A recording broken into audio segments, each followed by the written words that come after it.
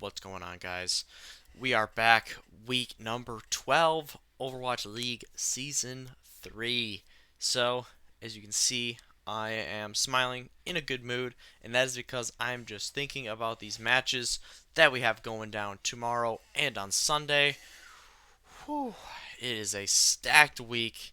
Here we go. Seoul Dynasty against Hangzhou Spark. Guangzhou Charge taking on Shanghai Dragons. New York Excel back in action, taking on Chengdu Hunters. Another huge rematch, two top tier teams. Atlanta Reign, Philly Fusion. We got the Shock facing off against Valiant again this season.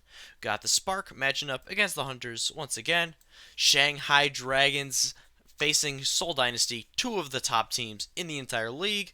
Then we got the Charge taking on New York. Florida Mayhem coming off a huge victory, back in action against Boston, trying to bounce back. And we conclude matters with a Battle of Texas. Man, it's a huge week. A lot of rivalry games, a lot of revenge games, a lot of top tier teams matching up. We got multiple teams back in action after weeks and weeks off. Man, I'm watching every game this week. Um, Also, we have three games starting tomorrow morning, as they usually do. My plan is for tomorrow afternoon, I'm going to be live streaming. I don't spoil myself the results of the morning matches. I always watch the VODs the next day. So I will be watching a match of my choosing. Actually, we'll say this: if we get a comment in before tomorrow, before I record tomorrow, then we get a vote going in the comments. Decide which one you want me to do. Seoul Dynasty versus Spark, Charge versus Dragons, or Excel versus Hunters. No spoilers, please. I kind of want to know how it goes down as I watch it. So if you could refrain from spoilers if you're posting tomorrow. But yeah, let me know what you want to see, and I will cover that game. So excited for that. But before that, of course, we have to get into our predictions for the weekend. So, as a reminder, we have no Echo, we have no Tracer. Once again, no Brig. So, gonna be an interesting week. Another big one, no Orisa. So, double shields will take a hit. So we see a resurgence of Reinhardt, probably. But that will throw a little bit of a wrench into it. I could see particularly in the Asia region matches, I could see some dive being played for sure with either the ball or the Winston, depending on the team. Um, I mean, I think we all know that Hunters they're going to be running some wrecking ball. But with that being said, let us get into the predictions. Seoul Dynasty taking on Hangzhou Spark. So Spark, they've been losing the last couple of times. They're down to 3-4. So this is an important match to them. Seoul, they've only played the two LA teams this season. They won both of those matches 3-0. They did tie a map, so they are 6-0-1 on the season in maps, 2-0 overall. So technically number one in the standings. They're back in action. They looked really, really good last time we saw them. As a reminder, they do have a lot of new players on that roster.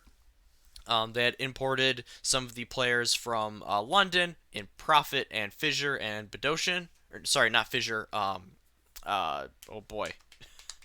The best Winston that we have in the league. So it's going to be interesting to see how they continue to develop, because they do have Prophet mixing up with a couple of their older DPSs. So they looked pretty good in their first couple of matches. We'll see if they really want to stick to a Mei. With Orisa being out, we could see a little bit less Mei play time. But Prophet was very solid on it last time out. They still got Bedosian. That's going to be a very solid back line. They kind of, they took apart a Gladiators team that a lot of people were pretty high on, and they also smacked down a Valiant team that at the time had a couple of wins and was looking real solid. So Seoul, super super strong team. Gesture is their main tank. I don't know how that name slipped my mind for so long. But yeah, it's a stacked lineup. Other thing from Dynasty, last time out they used two main tanks.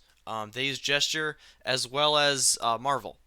So we'll see if that happens again, or if we see more of like gesture with Michelle, who was their off tank last season. So I feel like that's probably going to be the case because we aren't going to see as much double shields with no Orisa. But yeah, it'll be interesting to see how that goes. For the Spark, they have been playing Sasin on the off tank position a lot lately, and they looked a lot better when they had subbed back in Rhea, who was their starter last season and who was really, really good. So we'll see which lineup the Spark decide to field. I would like to see Rhea back in there. I really like his chemistry with Gushui. So should be a pretty fun match. I like Seoul to win it though, 3-1. Then we go into Guangzhou Charge taking on the Dragons. So the Charge have been unable to beat the Dragons this season. And you know what? I'm gonna go out on a limb. I'm gonna say an upset. I think Guangzhou wins, even though they probably shouldn't. It's probably a little bit of an irresponsible pick. Shanghai's looked a lot stronger. You know, Guangzhou's been super inconsistent. It seems like every week they've won one and they've lost one every single week. But I think this is the one that they pull off. One thing to note: they will not have Neptuno anymore. His visa expired, and because of the COVID-19 outbreak, he's not able to get it. He was not able to successfully reapply. So as far as I know, Neptuno will not be available. So that is a large blow to Guangzhou. Losing your main support like that, I'm reneging. Nope. Shanghai's winning this one. I'm not sure exactly what the Charge are gonna try to pull off here. If they still had Neptuno, maybe, but I just don't see it when you're gonna have to sub a new player in. They have kept their tank line and particularly the support line really steady all season. The DPS they've swapped up a little bit with Happy and Eileen trading off, but yeah, I just don't see them being consistent enough, having the read on a meta as much. Shanghai has just looked pretty freaking dominant. They had one bad showing against Chengdu, but they've won all 6 of the other games, most of them being dominant victories. So I'm gonna go with Shanghai here. They do have Seoul the next day, so maybe they're looking forward to that a little bit, especially since they've already beaten the Charge this season. But they're so much of a superior team that, yeah, I'm walking back the upset. It's not happening. Shanghai takes it. I'll say 3-0. Then we got New York back in action, sitting at 5-1 on the season, taking on Chengdu, who's been a bit up and down, sitting at 3-5 currently. I'm going to take New York here. Chengdu hasn't had too much success against them in the past. I like New York's roster more overall. They haven't played in a while. I feel like they're going to be really ready to go. I'm sure these teams that have had like these 4 or 5 week layoffs are just super excited to just play again. I think for New York, it's been about 8 weeks now. It's been a long time since they were in action, so I think that they come out really strong. Chengdu could make this a little weird, like I said.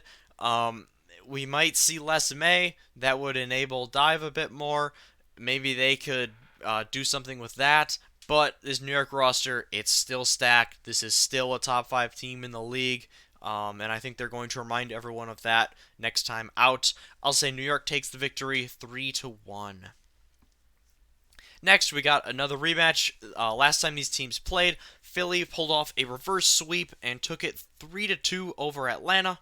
It was a really, really fun match. Or did Atlanta nearly reverse sweep? I'm getting a jumble up in my mind, but it was a very close match. Went to 5. Philly did take it in the end. That put them at 8-1 on the season. Atlanta is a very solid 4-2 themselves, but they could really use this revenge victory. So I believe I picked Atlanta last time to take it in a close one. I'm gonna roll with them one more time. It was really, really close last time. Could have gone either way. I'm gonna go back to my theory. I just don't see Atlanta losing a close match to them again. Atlanta has been really good in close matches, going back to the latter half of last season, and as we know, they've retained most of their roster, made a couple of upgrades. So I think Atlanta wins a very, very competitive, very interesting matchup here. I'll say it goes to 5. But if there was a team that I would say hurts a little bit more from losing Arisa, it's Philly. I feel like they play around that comp a little bit better. But they've also been really good at the Rhine, so this should be a super competitive match. I will go with Atlanta, though, eking it out in the end. Then we go on to the San Francisco Shock, who have made a habit of winning closer matches their last few times out. Take it on the Valiant, who are on a bit of a losing streak. They are down to 2-5 after losing a close battle of LA last week. I'm going to go with Shock here. They look better and better every week. Still don't look nearly to that dominant level that they showed last season. You know, the golden stage, that massive run in the playoffs when they just rolled through the losers bracket, not dropping a single map. I just don't see Valiant being able to beat them this time out. Like I said, the Shock have just been kind of gaining power steadily every week. They did have a very close match against Dallas last week, but to be honest, I think Dallas is looking better than the Valiant are right now. So I like Shock getting it done. I could see Valiant snagging the first or second map, but then as we go along, San Francisco kind of pulls away. So I'll say San Francisco wins it 3-1. Next, we got the Spark taking on the Hunters. So, two of the teams that are struggling a little bit, like I said, 3-4 and 3-5 respectively, going into this week. And it's, they both have very tough matchups for the first one, so they very well could be 3-5 and 3-6. So this is a very important match for both teams. I'm gonna go with the Hunters here. I'm gonna go out on a limb. Like I said, with these bans, I just think they favor the Hunters a little bit. And when Hunters have had success, they've had these lockdown defenses, particularly with combinations of the Pharah, when you get Jinmu on there, and then they've also been using a lot of Ashe lately. When you losing Tracer, I think negates your ability to counter that. Now remember, McCree and Widow are going to be available now, so that's always something that the Spark could bring out against them. Godspeed, pretty renowned for his Widow play. But I think that the Hunters are just going to be able to put up some really, really nice defenses. They've showed to be very, very good at those type of compositions. Jinmu is really good about playing around buildings and not giving sightlines to enemy hit scans, and when they can play like that, if the Spark do decide to bring out the Widow and they don't get the good value, which the Hunters have denied Widows this season, they have denied them getting huge value. If they could do that, then they will get some really good defenses and be set up for success. So I think that Chengdu ends up winning a nice competitive series. I'll say 3-1. Then we got Shanghai Dragons taking on Seoul Dynasty. I mean, this is the matchup to watch for me. This is the one. It should be an amazing game. Like I said, most people have these guys at like 2 or 3 in the standings. We get to see what both these teams are made of. To be honest, Seoul, they've only played 2 matches. They looked really good, but it's only 2 matches. Very small sample size. Shanghai 6-1. They've only played 3 teams the whole time. So I think we're going to get to a real measure of these teams in this matchup. And I went back and forth in this one. You got Fleta taking on his old team. So it should be a lot of fun there. I am going to go with Shanghai, though. Now, the big takeaway for me, the real reason why I just eked Shanghai out, they've looked good in multiple compositions. Seoul looked really good for the 1 week, and they played Mei really, really well.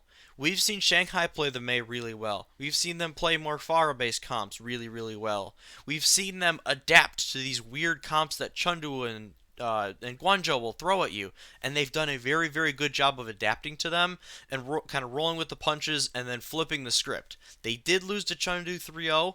The next time they played them, 3-0 in favor of Shanghai. So I just think that they're just kind of rolling. I feel like there's a momentum to this team, and that's going to, in the end, push them over Seoul a little bit. Seoul doesn't quite have the play time. I know, I'm sure they've scrimmed a ton, they've played together a ton, but in the live match scenarios, they still don't have that much time together as a team.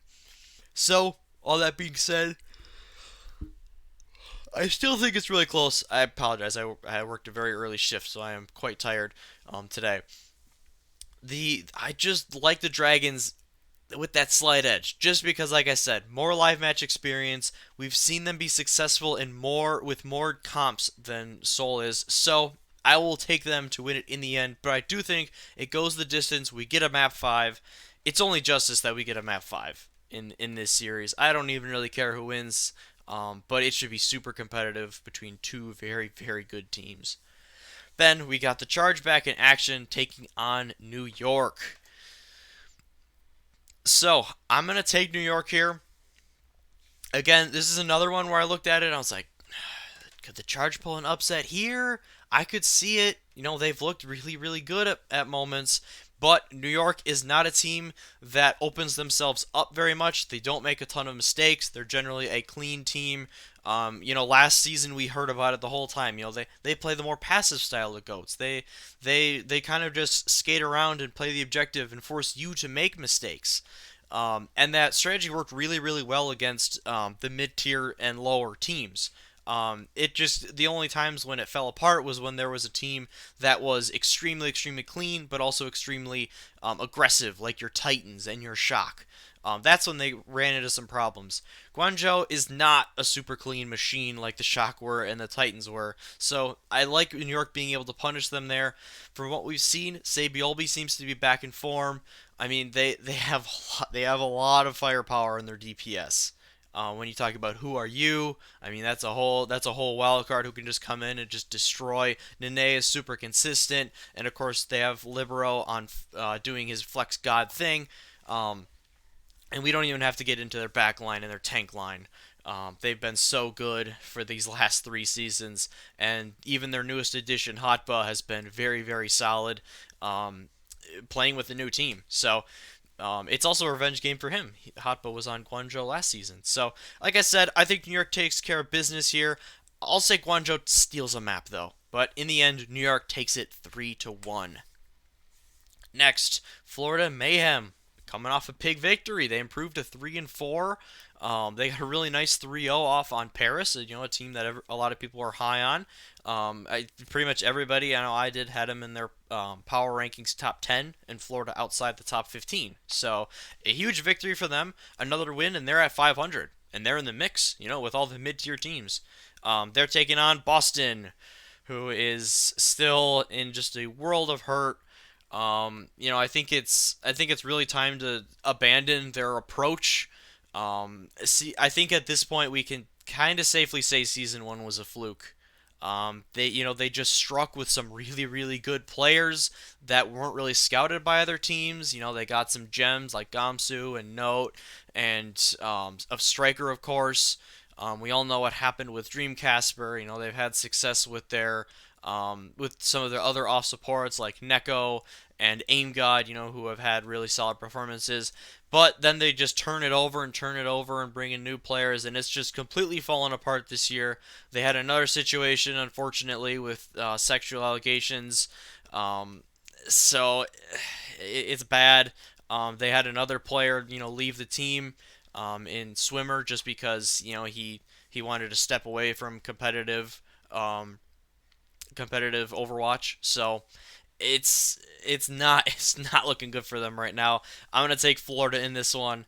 I will not pick Boston until I see something like very new from them in a week. Like until I see something that actually gives me hope in them. I will not pick them. Not to mention the fact that Florida, they look like they were clicking on all cylinders.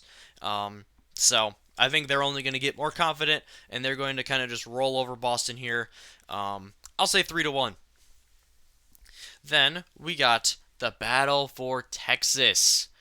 So we had Houston kind of dominating this matchup in season one, a little bit the other way around. Dallas getting the upper hand of it, especially in the first half of season two. Neither team has performed up to expectations. Neither team has made a season playoff yet. And both teams are kind of they're at an interesting spot right now. You got Dallas at 2-4, and you got Houston at 4-6. So they obviously haven't gotten out to the starts they want to. But are their seasons done? No, they're not. If Houston wins, they have 5 wins. That's kind of a lot. And they do have a lot of losses, but that's nearly 500, and that puts them in the mix. That puts them right in that mid tier of like the essentially 9 to like 16 range. There's besides Washington and Boston, Washington and Boston way at the bottom, 18 on up. I mean, they're still in it. They all you have to do is get to that 12 spot to make it into the play-ins. So this is a very important match for both teams. You can't.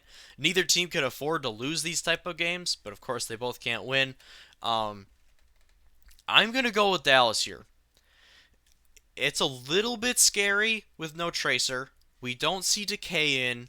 Well, we will see Decay in, but we won't see him on his Tracer, which he's been phenomenal on. And Houston has been looking better for sure. Not having Arisa in, I think, is better, a little bit better for Houston. But I've seen a lot of signs of life from Dallas. That I can't get that match against the Shock out of my head because they went toe to toe with them. And I feel like if Houston played the Shock, they just wouldn't. So Dallas still does have Doha, a DPS with just insane carry potential. You're going to get really solid performances from their tank line. Houston's tank line has been very up and down, particularly Muma. He's had some horrible Reinhardt games. He has had some good Reinhardt games lately, and he's had really, really good games on Winston. But are they going to be able to utilize Winston all the time? I don't see that happening. And then when it comes to support lines, I think it's around a wash. But like I said, Dallas, they're just playing a little bit better as a team right now. I like their carry potential a little bit more, even though the Outlaws do also have a couple of carry type DPS, particularly not hydration. Excuse me, hydration has not played in a while. I don't expect him to. I expect Dante. He's been the guy for him. But again, one of his strongest heroes, Tracer. Tracer is not in this week, so it hurts both teams. So yeah, I'm gonna go with Dallas. I think it's close. I think all of the maps should be at least relatively competitive. I'll say it goes the distance. Why not? I think a battle for Texas. A lot of times they've been pretty one-sided, either way.